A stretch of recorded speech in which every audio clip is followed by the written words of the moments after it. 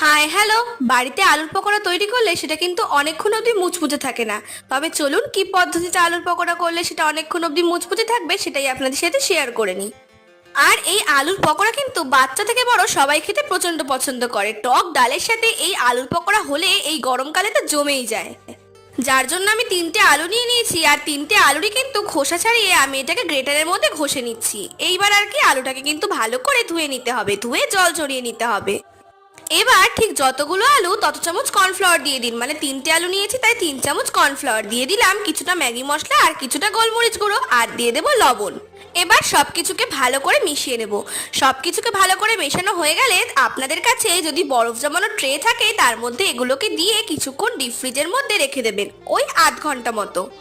আমাদের কাছে এগুলো ছিল তাই আমরা এগুলোর মধ্যে জমিয়েছি। আধ ঘন্টা পর বের করে ছাকা তেলে ভেজে নিলেই কিন্তু এই আলুর পকোড়া অনেকক্ষণ মুচমুচে থাকবে। ভালো লাগলে সাবস্ক্রাইব